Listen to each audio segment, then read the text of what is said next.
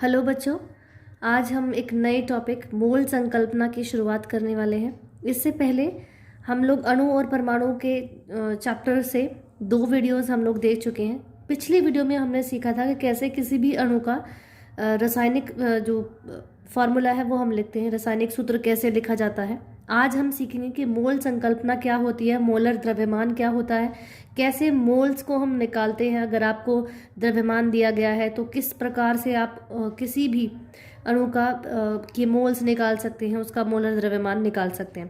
पहले हम बात करेंगे मोल संकल्पना की। बेटा, मोल संकल्पना 1 मोल, 1 मोल परमाणु में कितने परमाणु होते हैं?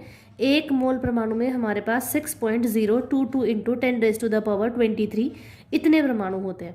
ठीक है, 1 मोल परमाणु में इतने परमाणु होते हैं और 1 मोल अणु में भी 6.022 इंटू 10⁻23 अणु होते हैं।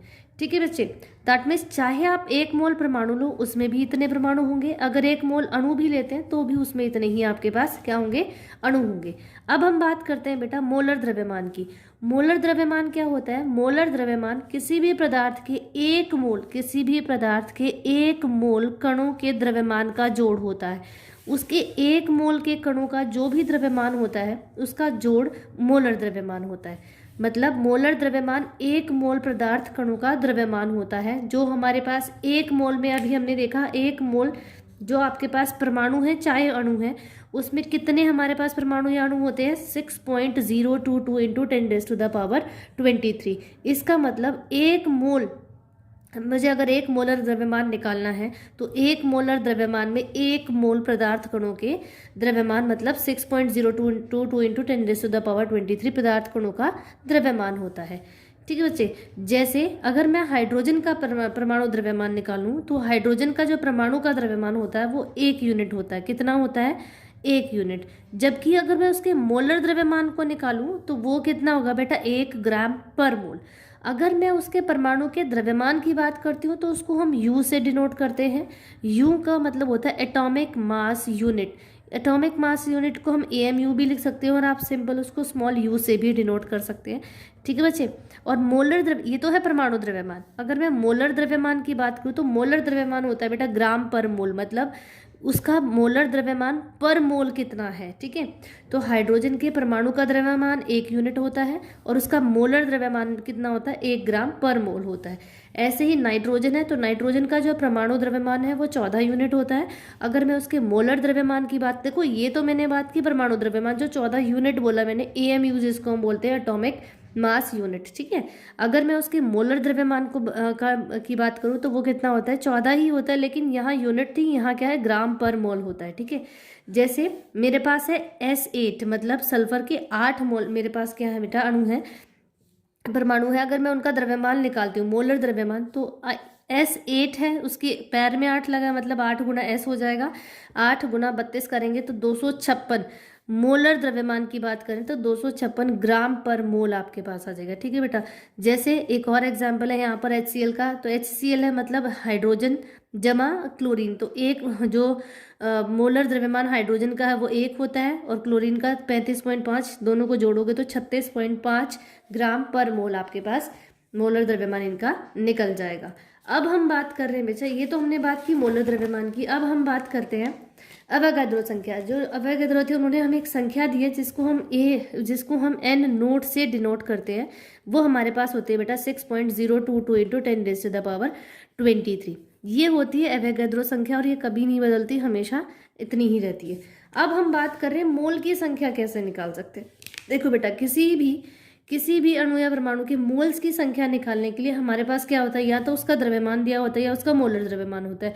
तो हमारे पास मोल्स की संख्या निकालने के लिए फॉर्मूला हो जाएगा दिया गया द्रव्यमान बटे मोलर द्रव्यमान। मतलब जो द्रव्यमान आपको दिया गया है वो बटे जो आपको अणु या परमाणु दिया है उसका मोलर द्रव्यमान कितना है। अगर आप उनको डिवाइड करते हैं तो आपके पास उसके मोल्स की संख्या निकल जाएगी। एक तो फॉर्मूला आपके पास मोल्स की संख्या निकालने का ये है, दूसरा मोल्स की संख्या निकालने का फॉर्मूला है, यहाँ तो आपके पास द्रव्यमान दिया है, अगर आपके पास द्रव्यमान ना देकर उसके कणों की संख्या दी हुई है कि भी 1 मोल में कितने कण हैं, तो आप उससे भी उसके मोल्स की संख्या निकाल सकते हैं। कैसे? दिए गए कणों की संख्या को हम एन नोट से डिनोट करते हैं और उसको हम डिवाइड कर देंगे Avogadro number, that is n naught, जो हमारे पास फिक्स होता है 6.022 इंटू 10⁻23।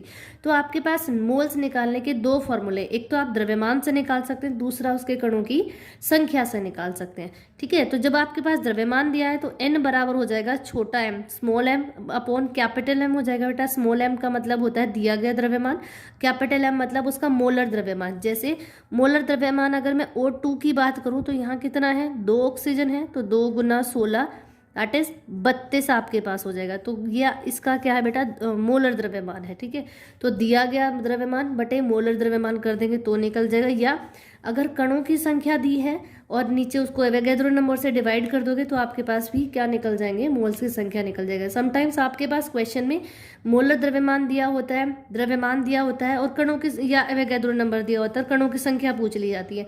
तो आप इस तरीके से इस फॉर्मूले को कंपेयर करके भी क्या निकाल सकते हैं, इन चारों में से कोई भी क्वांटिटी आप निकाल सकते हैं। एन भी निकाल सकते हैं, एम एम कैपिटल एम छोटा एम बड़ा N, N not, N not तो आपके पास फिक्स है। इनमें से चारों में से कोई भी आप जो संख्या है उसको निकाल सकते हैं। ठीक है, जैसे मैंने यहाँ पर आपके सामने कुछ क्वेश्चंस लिए हैं। पहला क्वेश्चन है, यहाँ पर आपके पास दिया है बेटा 2.8 ग्राम लोहे के हिस्से में आपके पास गिवन, देखो बेटा यहाँ से आपके पास क्या दिया हुआ, दिया गया द्रव्यमान है। कितना दिया गया बच्चे, 2.8 ग्राम आपके पास लोहे के हिस्से में उपस्थित लोहे के परमाणुओं की संख्या निकालनी है। परमाणुओं की संख्या मतलब उसके कणों की संख्या, इसका मतलब आपको एन निकालना है, कैपिटल एन निकालना है। ठीक है, आपके पास लोहा दिया हुआ है, आयरन दिया हुआ है। जो लोहा होता है, 1 मोल लोहे में कितना ग्राम होता है बेटा, 56 ग्राम होता है उसका 1 मोल जो लोहा होता है उसका द्रव्यमान।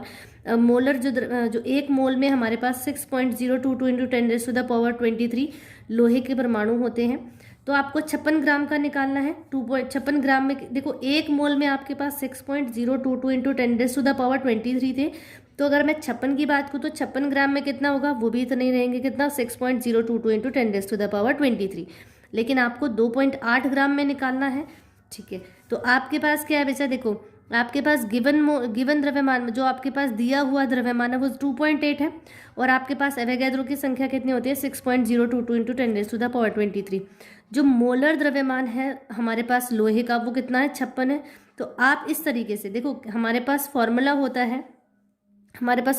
है बच्चे क्या, ये आपके पास होता है n equal to m upon m equals to n by n not होता है। तो आपके पास ये 4 क्वांटिटीज़ है। यहाँ पर m अपॉन कैपिटल M दिया हुआ द्रव्यमान बटे मोलर द्रव्यमान इक्वल्स टू आपके पास दिए हुए कणों की संख्या, उसको डिवाइड करेंगे एवोगैड्रो संख्या से। तो आपको ये n निकालना है, तो ये n नॉट यहाँ चला जाएगा, m upon capital M into n not हो जाएगा। स्मॉल m जो आपके पास छोटा m दिया गया जो द्रव्यमान है वो 2.8 दिया हुआ है। जो मोलर द्रव्यमान है वो आपके पास 56 है। तो 2.8 बटे 56 इंटू एवोगैड्रो संख्या कितनी है, 6.022 इंटू 10⁻23।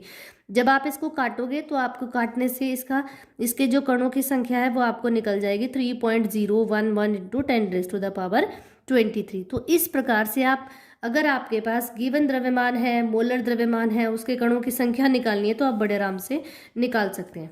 ठीक है बच्चे, एक और एग्जाम्पल हम लोग यहाँ पर ले रहे हैं। जैसे अभी तक तो आपको मोल्स की संख्या निकालनी ही, अब आपको क्या निकालना है बेटा, देखो यहाँ पर इन्होंने कहा 0.5 मोल्स N2 गैस का द्रव्यमान ज्ञात करना है। क्या ज्ञात करना है आपको, द्रव्यमान निकालना है। इसका मतलब N2 गैस है, N2 है मतलब 2 गुना N मीन्स 2 गुना 14 आपके पास इसका क्या निकल गया बेटा, द्रव्यमान निकल गया, कितना 28 ग्राम निकल गया। ठीक है, आपको मोल्स की संख्या का फॉर्मूला होता है दिया गया द्रव्यमान बटे मोलर द्रव्यमान। अब आपके पास दिया गया द्रव्यमान तो आपको निकालना है, इसका मोलर द्रव्यमान हमने निकाल लिया, कितना 28 ग्राम निकाल लिया। ठीक है, आपके पास मोल्स की संख्या n दे रखी है 0.5, क्वेश्चन में हमें 0.5 मोल मतलब n छोटा n जो था उसकी हमें वैल्यू दे रखी है 0.5 मोल दे रखी है। कैपिटल M जो आपका मोलर द्रव्यमान है वो हमने खुद निकाला है 28। कैसे निकाला, 2 गुना N2 था तो 2 गुना N 2 गुना 14 करके दैट इज 28 ग्राम हमने निकाल लिया। ठीक है, तो यहाँ फॉर्मूला जो हमारे पास था n equal to m upon m था, तो यहाँ पर n की वैल्यू 0.5 रखी, ठीक है। स्मॉल m आपको निकालना है, कैपिटल M आपने 28 निकाला है अभी, तो ये 28 रखा हमने m, तो हमारे पास क्या हो जाएगा बेटा, ये 28 ऊपर जाएगा, तो m बराबर 0.5 इंटू 28 इक्वल टू आपके पास आएगा 14 ग्राम N2, मतलब 14 ग्राम जो आपके पास द्रव्यमान है वो N2 का निकल गया। ठीक है बच्चे, एक और एग्जाम्पल हम लोग यहाँ पर ले लेते हैं। 8 ग्राम O2 अणुओं में इनकी संख्या ज्ञात करनी। देखो बच्चे, यहाँ पर आपको क्या निकालना था, ऊपर वाले क्वेश्चन में आपको क्या निकालना था, द्रव्यमान निकालना था। हमें नीचे वाले में क्या निकालना है, संख्या निकालनी है, मतलब आपको क्या निकालना है, n निकालना है। यहाँ पर आपको द्रव्यमान निकालना था, मतलब स्मॉल m निकालना था। यहाँ हमें क्या निकालना है, n निकालना है। जब आपको n निकालना है, O2 है, O2 का आप द्रव्यमान जो मोलर द्रव्यमान है वो आराम से निकाल सकते हैं। O2 है तो 2 गुना O, मतलब 2 गुना 16 कितना, 32 ग्राम हो गया। मोलर द्रव्यमान हमें पता है हर किसी का 6.022 इंटू 10⁻23 होता है। एवोगैड्रो संख्या भी हमें पता है। हमें निकालना क्या है बच्चे, n निकालना है। तो हमारे पास फॉर्मूला है m upon capital M equals to n upon n not. अब देखो, दिया हुआ द्रव्यमान तो आपके पास कितना है, 8 ग्राम है। ये क्या है बच्चे, दिया हुआ द्रव्यमान आपके पास कितना दिया, 8 ग्राम दिया हुआ है। ठीक है, कैपिटल M आपने निकाल लिया 32 ग्राम। तो n की संख्या आपको निकालनी है। अब ये n चला जाएगा यहाँ पर, तो यहाँ जो फॉर्मूला बनेगा वो हो जाएगा n बराबर m अपॉन m, और ये n2 यहाँ, n नॉट यहाँ जाएगा तो n यहाँ गुणा n नॉट हो जाएगा। ठीक है, अब m की संख्या 8 आपको दी हुई है, 32 m जो कैपिटल M है मोलर द्रव्यमान वो आपने 32 निकाल लिया, इंटू n नॉट हमेशा सेम रहता है 6.022 इंटू 10⁻23। अगर आप इनको रखेंगे 8 1 8 8 मतलब 8 चौक 32 होते हैं, यहाँ 4 आएगा, फिर आप इसको काटोगे तो आपके पास 1.51 इंटू 10⁻23 O2 के जो अणु हैं उनकी संख्या निकल जाएगी। इस तरीके से आप एक फॉर्मूला है बच्चे, सिर्फ ये आपके पास, दैट इज अगर नंबर ऑफ मोल्स है, capital M upon m equals to n upon n not. इस फॉर्मूले से आप दिए गए कणों की संख्या भी निकाल सकते हैं, आप उसके मोल्स की संख्या भी निकाल सकते हैं, आप द्रव्यमान, दिया गया द्रव्यमान भी निकाल सकते हैं। तो इस तरीके से आपके मतलब जैसे ऊपर वाले क्वेश्चन में हमने द्रव्यमान निकालना सीखा, ठीक है, नीचे वाले क्वेश्चन में, इस वाले क्वेश्चन में हमने संख्या निकालनी सीखी। इस प्रकार से आप क्या कर सकते हैं बच्चे, जैसे एक और क्वेश्चन था हमारे पास जिसमें आपने क्या सीखा, यहाँ पर भी हमने परमाणुओं की संख्या निकालनी सीखी थी। तो इस प्रकार से आप किसी भी अणु या परमाणु की संख्या निकाल सकते हैं, उसका दिया गया द्रव्यमान निकाल सकते हैं। आज की वीडियो के लिए इतना ही बच्चे, आई होप आपको समझ आया होगा। अगर आपको मेरी वीडियोस पसंद आ रहे हैं तो आप मेरे चैनल को सब्सक्राइब कर सकते हैं, और भी अपने चैप्टर से रिलेटेड वीडियोस के लिए आप मेरे चैनल को सब्सक्राइब कर सकते हैं। थैंक यू बच्चों।